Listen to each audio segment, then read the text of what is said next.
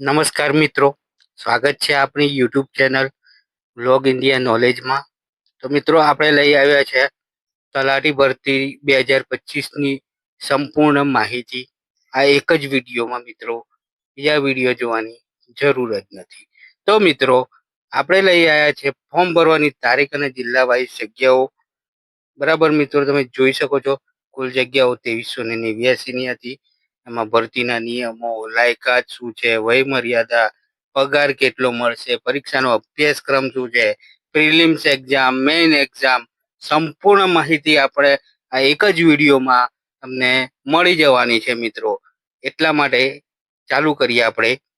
યુવરાજસિંહ જાડેજાએ જે ટ્વીટ કર્યું હતું મિત્રો, રેવન્યુ તલાટી સિલેબસ જાહેર થઈ ગયો છે. તો એ છે પ્રિલિમ્સ 200 માર્કની MCQ મુખ્ય પરીક્ષા પાર્ટ 1. બરાબર. પ્રિલિમ્સની જે આ જે રહેવાની છે એ 200 માર્કની રહેવાની છે અને આનો જે સંપૂર્ણ અભ્યાસક્રમ CCEB આધારિત રાખેલો છે. અને જે ઉમેદવાર પરીક્ષામાં ઓછામાં ઓછા 40% ગુણ મેળવશે તે ઉમેદવારોને ફી પરત કરવામાં આવશે, બાકીના નહીં મળે. મુખ્ય પરીક્ષાના જગ્યામાં 5 ગણા ઉમેદવારોને બોલાવવામાં આવશે. મિત્રો તમે જોઈ શકો છો કે જે પરીક્ષાના મુખ્ય પરીક્ષા છે એમાં 5 ગણા ઉમેદવારોને બોલાવવામાં આવશે. રેવન્યુ તલાટીની પરીક્ષાના નામે નાયબ મામલતદાર સભાગરની પરીક્ષા પદ્ધતિ તૈયાર થઈ ગઈ છે. તો મિત્રો આ જે તમે જોઈ રહ્યા છો બહુ ખોટું થઈ રહ્યું છે, પણ આમાં એક બીજી ન્યૂઝ છે, તમને બીજા કોઈએ બતાવી નહીં હોય કે રેવન્યુ તલાટીની તમે પરીક્ષા આપશો અને એમાં જે પ્રમોશન મળવાનું છે એ સીધું નાયબ મામલતદાર બનવાનું છે. મિત્રો આ છે નવી માહિતી. બીજું એક ટ્વીટ છે આપણે યુવરાજસિંહ જાડેજા સાહેબે કર્યું છે કે જે રેવન્યુ તલાટીના સિલેબસનું જે 2 સ્ટેજમાં પરીક્ષા યોજવાની છે. પ્રથમ સ્ટેજ રહેવાનો છે મિત્રો પ્રિલિમ્સ, એ 200 માર્કનો રહેવાનો છે. એ MCQ રહેવાના છે 200 માર્કના મિત્રો. બરાબર. જે CCE ગ્રુપ બી પ્રમાણે છે. બીજું સ્ટેજ છે મુખ્ય પરીક્ષા લેખિત. બરાબર. એ 350 માર્કનું પેપર રહેવાનું છે મિત્રો. અને જે સંપૂર્ણ પરીક્ષા પદ્ધતિ છે એ તમને કીધું કે CCA ગ્રુપ A અને B બંનેનું મિશ્રણ છે. બરાબર. તો મિત્રો બીજું જોઈએ કે આપણે મેન્સ માટે જે ખાલી જગ્યા મેઇન પરીક્ષા છે જે એના માટે ખાલી જગ્યા માત્ર 5 ગણા વિદ્યાર્થીઓ જ પાસ કરવામાં આવશે. એટલે મિત્રો તમે જોઈ શકો છો કે 5 ગણા જ વિદ્યાર્થીઓ પાસ કરવામાં આવશે. અને જેના 40%થી ઓછા ગુણ હશે, બરાબર મિત્રો, એ લોકોને ફી પરત નહીં મળે. અધરવાઇઝ જે લોકોના 40% ગુણ હશે એ લોકોને ફી મળશે. પ્રિલિમ્સના માર્ક ફાઇનલ મેરિટ લિસ્ટમાં નહીં ગણાય. તો મિત્રો આ તો અન્યાય જ થયો ને, કે જે પ્રિલિમ્સની એક્ઝામ લેવાના છે એના માર્ક તો એ લોકો ગણવાના નથી. જે 200 માર્કની જે MCQ લેવાના છે એ ફાઇનલ મેરિટ લિસ્ટમાં નહીં ગણાવાના. તો મિત્રો આ તો એક જાતનો અન્યાય જ કહેવાય. મિત્રો આપણે વાત કરવાના છીએ આજે ગુજરાત ગૌણ સેવા પસંદગી મંડળની રેવન્યુ તલાટીની જે ભરતી હતી. બરાબર. એની ફાઇનલી તારીખ જાહેર થઈ ગઈ છે મિત્રો. તો આ આપણા માટે ખુશ ખબર છે કે ફાઇનલી તારીખ જાહેર થઈ ગઈ છે. એના ઓનલાઈન ફોર્મ ક્યારે ભરાવાના છે એ પણ તારીખ જાહેર થઈ ગઈ છે મિત્રો. તો આપણે જોઈએ ફાઇનલ તારીખ વિશે અને ઓનલાઈન ફોર્મ ક્યારે ભરાવાના છે એ જોશું મિત્રો. અને આ વિડીયોમાં આપણે એ પણ જોશું કે કયા જિલ્લામાં કેટલી જગ્યાઓ છે કેટેગરી વાઇઝ, એ પણ આપણે જોશું મિત્રો. તો મિત્રો જોઈએ આપણે કે આ જે છે ગુજરાત ગૌણ સેવા પસંદગી મંડળની બરાબર ભરતીનું ઓફિશિયલ નોટિફિકેશન આવી ગયું છે મિત્રો. મહેસૂલ તલાટી વર્ગ 3 અંગેની વિગતવાર સૂચના. આપણે આ વિડીયોમાં બધી જ વાત કરવાના છીએ. અમે અમારી ચેનલ વ્લોગ ઇન્ડિયા નોલેજ તમને પૂરતી માહિતી અને સચોટ માહિતી આપશે મિત્રો. તમે આ વિડીયોમાં આવ્યા છો તો પૂરી અને સચોટ માહિતી તમને મળવાની છે મિત્રો. બરાબર. તો આપણે હવે જોઈશું કે ગુજરાત ગૌણ સેવાની જે પસંદગીની મંડળની જે છે આ રેવન્યુ તલાટીની વર્ગ 3ની તો કુલ જગ્યાઓ આપણે ખબર જ છે મિત્રો કે 2389 છે. બરાબર. અને બીજું આપણે જોવાના છીએ કે આની ઓનલાઈન અરજી પત્રક મતલબ ઓનલાઈન ફોર્મ ક્યારે ભરાવાના છે.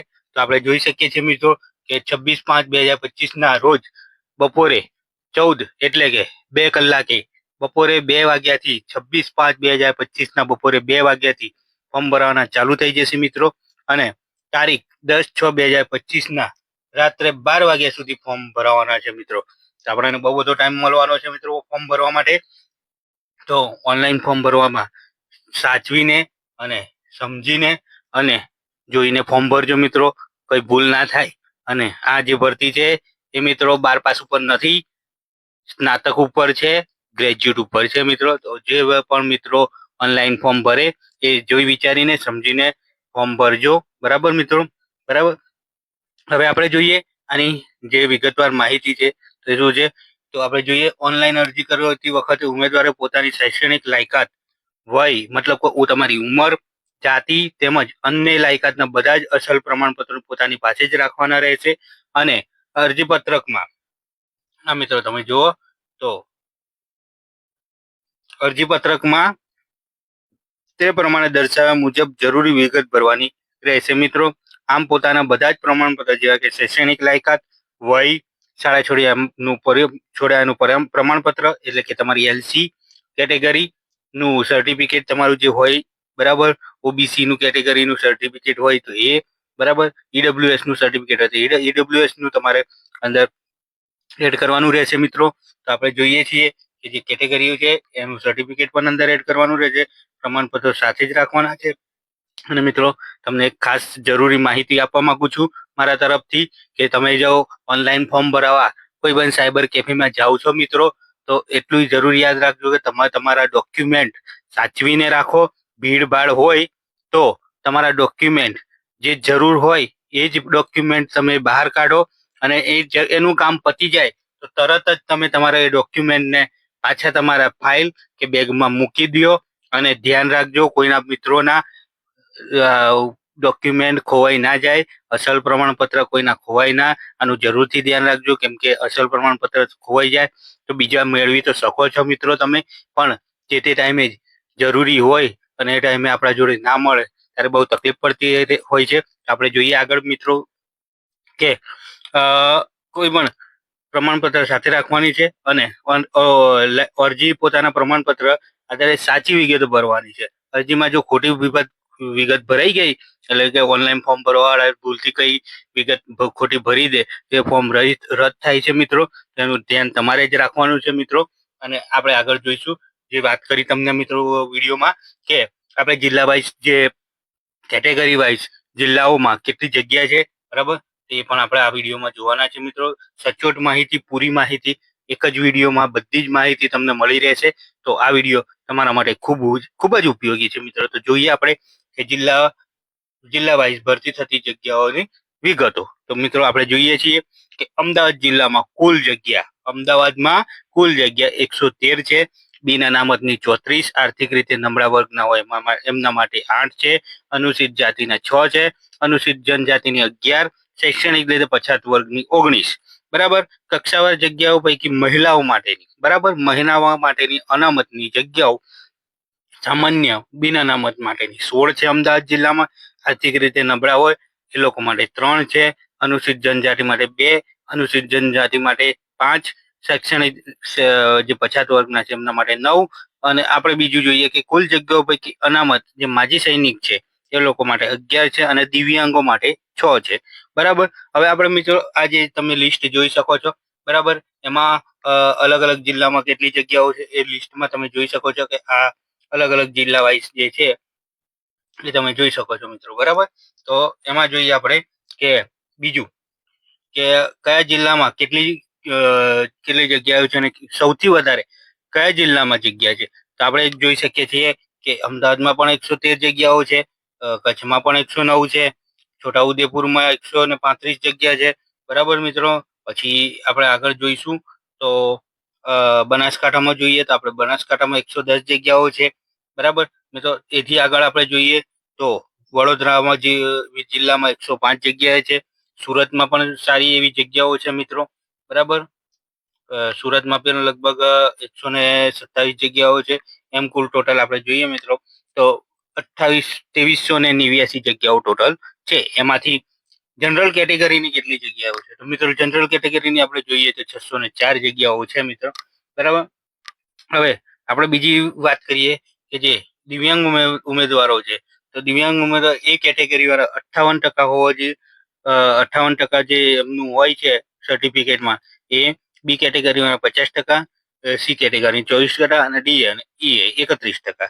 આ રીતના એ લોકોનું કેટેગરી વાઇઝ હોય છે. બરાબર. હવે બીજી આગળ માહિતી આપણે જોવાના છીએ મિત્રો કે જે વય મર્યાદા છે, બરાબર, જે આપણે વય મર્યાદાની વાત કરતા હતા, તો વય મર્યાદામાં કેવી રીતના છે મિત્રો, તો આપણે જોઈએ કે સામાન્ય કેટેગરીની મહિલા ઉમેદવાર માટે 5 વર્ષની છૂટછાટ છે. અનામત કેટેગરીના પુરુષ ઉમેદવાર માટે 5 વર્ષની છૂટછાટ છે. બરાબર.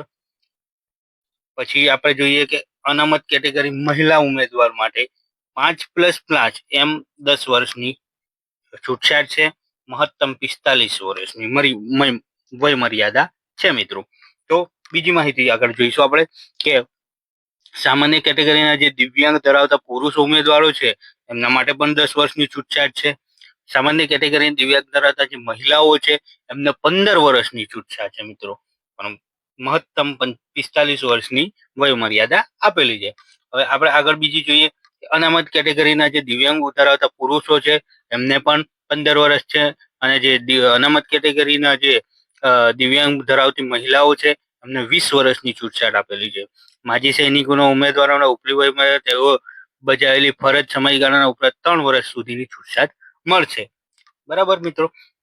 હવે આપણે જોઈશું એનું પગાર ધોરણની વાત કરી હતી આપણે.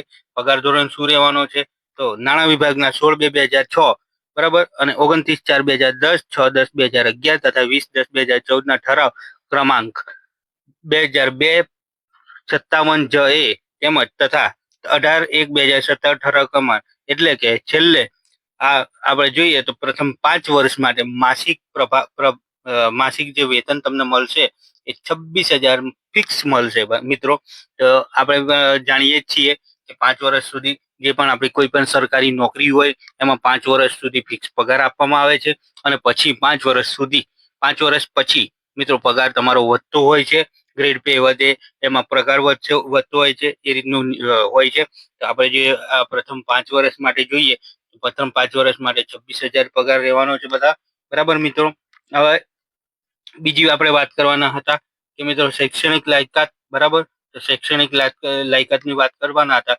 તો શૈક્ષણિક લાયકાત શું છે, તો શૈક્ષણિક લાયકાતની વાત કરીએ તો તમને આગળ જણાવ્યું કે શૈક્ષણિક લાયકાતો જે સ્નાતક છે, જે ગ્રેજ્યુએટ ઉમેદવારો છે, એ લોકો જ આ ફોર્મ ભરી શકશે. પહેલા શું હતું કે 12 પાસ ઉપર ભરતી હતી. આ ખરેખર બહુ મોટો અન્યાય થઈ રહ્યો છે મિત્રો આપણા જોડે. ખરેખર જો 12 પાસ વાળા જે વિદ્યાર્થીઓ હતા એ લોકો ખૂબ જ નારાજ છે આ ભરતીના લીધે. પણ મિત્રો સરકાર છે એમાં આપણે શું કરી શકીએ મિત્રો. અમુક વિદ્યાર્થીઓ આના માટે તમે સપોર્ટ આપો અને તમે સરકારને રજૂઆત કરો, બરાબર, તો આનું કંઈક થઈ શકે છે. હજુ ફોર્મ ભરાવાના ચાલુ થયા નથી, તો બીજા મિત્રો જો સપોર્ટ આપતા હોય, એકબીજા મિત્રો, વિદ્યાર્થી મિત્રો, તમે તો આનું તમે GSSSB ને જે ગૌણ સેવાની જે ઓફિસ છે ગાંધીનગર ખાતે, એમાં તમે અરજી આપીને તમે રજૂઆત કરી શકો છો કે સાહેબ આની તમે 12 પાસ ઉપર ભરતી રાખો. બરાબર. બાય ચાન્સ તમારો મેળ પડી શકે ને જો અરજી સ્વીકારવામાં આવે ને 12 પાસ ઉપર ભરતી કરવામાં આવે તો તમને જ ફાયદો થશે મિત્રો. આગળ આપણે બીજી વાત કરવાના છીએ મિત્રો કે આમાં કોમ્પ્યુટરની બી જાણકારી હોવી જોઈએ. બરાબર. અરજી કરવાની જે વેબસાઇટ છે મિત્રો, એ આપણે તમને કીધું કે ઓજસ વેબસાઇટ ઉપરથી તમે અરજી કરી શકો છો. હવે આપણે જે ફી જે ઓનલાઈન જે તમે ફોર્મ ભરો એમાં કોને ફી ભરવાની છે, તો બરાબર મિત્રો, જે બિન અનામત વર્ગના છે એ લોકોને 500 રૂપિયા ભરવાની છે. બરાબર. પ્રથમ પરીક્ષાની. અને અનામત વર્ગના જે છે એમને 400 રૂપિયા ફી ભરવાની છે મિત્રો. બરાબર. આ પ્રથમ પરીક્ષાની વાત છે. જે મેઇન્સ છે બધા, બરાબર, દ્વિતીય પરીક્ષા એની અલગ ફી ભરવાની રહેશે. બરાબર. તો એની જે ફીની રસીદ છે એ પણ તમારે ડાઉનલોડ કરીને તમારે પ્રિન્ટ કઢાવીને તમારી જોડે રાખવાની છે.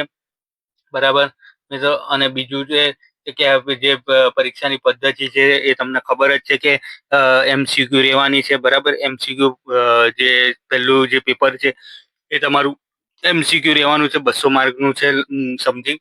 આપણે 200 માર્કનું જે છે એના વિશે આપણે વાત કરીએ. બીજી એક મહત્વની મારે તમને વાત જણાવવાની છે કે જે આ પ્રથમ પરીક્ષા જે લેવાના છે મિત્રો, એ પ્રથમ પરીક્ષા ખરેખર તો તમારી જે મેરિટ હોય એમાં તમારું ગણવાનું નથી, બરાબર.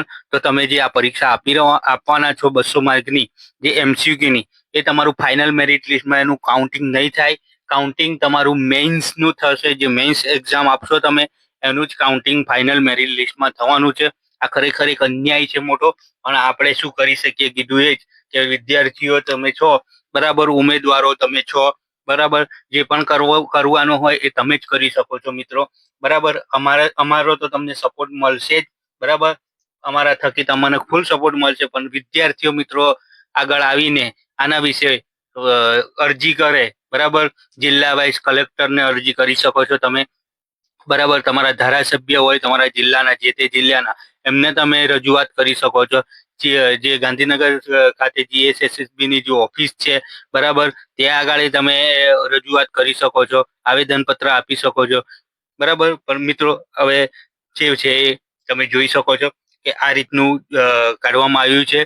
ખરેખર આ જે ક્લાસ 3 ની જે ભરતી છે એ તમે જોવા જાઓ તો GPSC લેવલની કાઢવામાં આવી છે, બરાબર. એનું જે આખું શિડ્યુલ છે, બરાબર, એ હાઈ લેવલ મતલબ કે GPSC ની એક્ઝામના લેવલ પ્રમાણે બધું કાઢવામાં આવ્યું છે. હવે જો આપણે પ્રથમ તબક્કામાં જોઈએ મિત્રો, તો પ્રથમ પરીક્ષા MCQ આધારિત રહેવાની છે. તો મિત્રો એમાં પૂછાશે ગુજરાતી 20 માર્કનું, ઇંગ્લિશ 20 માર્કનું, બરાબર. ઇકોનોમિક્સ છે 30 માર્કનું પૂછવાનું છે, હિસ્ટ્રી છે, જીઓગ્રાફી છે, કલ્ચર હેરિટેજ છે 30 માર્કનું પૂછવાનું છે, એન્વાયરમેન્ટ અને સાયન્સ ટેકનોલોજી 30 માર્કનું પૂછવાનું છે, કરંટ અફેર્સ તમે જોઈ શકો છો મિત્રો, એ પણ 30 માર્કનું પૂછવાનું છે, મેથ્સ અને રિઝનિંગ પણ 40 માર્કનું પૂછવાનું છે. એમ ટોટલ 200 માર્કની MCQ ટેસ્ટ રહેવાની છે મિત્રો, બરાબર. આમાં મિત્રો આગળ બીજી મુખ્ય પરીક્ષાની વાત કરીએ આપણે, તો મુખ્ય પરીક્ષાની જે છે એ આવી રીતના કે પ્રથમ તબક્કાની પરીક્ષા બાદ મહેસૂલ વિભાગના 22/5/2025 જાહેરનામા સ્પર્ધાત્મક પરીક્ષા લેવામાં આવશે. મુખ્ય પરીક્ષાની વિગતો સામે જે એપેન્ડિક્સ આપણે આગળ વાત કરી, મેં તમને જણાવ્યું કે આગળ જે મેં તમને પરિપત્ર બતાવ્યો તો એ પ્રમાણે જે મુખ્ય પરીક્ષામાં લેવામાં આવશે. ગુજરાતી તથા અંગ્રેજીના જે વિષય વિગતવાર મેં તમને આગળ જણાવ્યું એ પ્રમાણે મિત્રો. હવે પરીક્ષા કેન્દ્રની વિગત જે આપેલી છે આમાં, બરાબર. તો પરીક્ષા કેન્દ્રની ઉમેદવારો સંખ્યાને ધ્યાને લઈને નક્કી કરવામાં આવશે મિત્રો. આપણે જોઈએ છીએ કે જે પરીક્ષા કેન્દ્ર નક્કી કરશે એ જેવું કેટલા ફોર્મ ભરાય છે એના પ્રમાણે જે પરીક્ષા કેન્દ્ર ફાળવવામાં આવશે એ જે હોય ઉમેદવારોના ફોર્મ ભરાય છે એ પ્રમાણે એ લોકો પરીક્ષાના કેન્દ્રો ફાળવણી કરશે, બરાબર મિત્રો. આપણે વાત કરી આખી રેવન્યુ તલાટીની ફૂલ માહિતી મળી ગઈ છે મિત્રો તમને. તો તમને જે માહિતી આપી એ અમને એવું લાગે છે કે તમને પૂરતી માહિતી મળી રહી છે, બરાબર મિત્રો. હજુ પણ આગળ કઈ નવું આવશે માહિતી તો અમે તમને આપશું. હવે આપણે વાત કરીએ, જે મેં તમને વાત કરી હતી કે મેઇન્સ પરીક્ષાની વાત કરવાના હતા, તો મેઇન્સ પરીક્ષા જે છે એ મિત્રો 350 માર્કની રહેવાની છે. આપણે અહીંયા જોઈ શકીએ છીએ કે 350 માર્કની રહેવાની છે. એમાં મિત્રો તમે જોઈ શકો છો આ જે છે એપેન્ડિક્સ C, બરાબર મિત્રો. તો એ જો જોઈએ તો મેઇન એક્ઝામ એને પોસ્ટ રેવન્યુ તલાટી ક્લાસ 3 એ મેઇન એક્ઝામ છે. એમાં મેઇન એક્ઝામમાં ગુજરાતી લેંગ્વેજ સ્કિલ 100 માર્કનું રહેવાનું છે, ઇંગ્લિશ લેંગ્વેજ સ્કિલ 100 માર્કનું અને જનરલ સ્ટડીઝ છે એ 150 માર્કનું. એમ ટોટલ 300 માર્કની એક્ઝામ રહેવાની છે મિત્રો. એમાં આગળ મેં તમને જણાવ્યું કે આ જે છે આ રીતના બધા જે અલગ અલગ પ્રશ્નો વાઇઝ છે, આ રીતના જે મેઇન એક્ઝામ છે એ આ રીતના પૂછાવાનું છે મિત્રો, બરાબર. તો મિત્રો અમે અમારા વ્લોગ ઇન્ડિયા ચેનલ ઉપર જે પણ મિત્રો નવા છે એ આપણી ચેનલને સબસ્ક્રાઇબ કરી દે. માહિતી તમને સારી લાગી હોય તો વિડીયોને લાઈક કરી દે, અને તમને કઈ બી જરૂર હોય, કઈ બી જરૂરી હોય તો અમને કમેન્ટમાં જણાવો મિત્રો. અમે ફૂલ માહિતી આપવા માટે તમારા માટે જ બેઠેલા છીએ. અમારી વ્લોગ ઇન્ડિયા નોલેજની ટીમ તમારા માટે ખૂબ મહેનત કરી રહી છે, અને જે નવી નવી અપડેટ આવતી રહેશે એ તમને તરત જ જણાવવામાં આવશે મિત્રો. તો જય હિન્દ, જય ભારત. સબસ્ક્રાઇબ કરજો.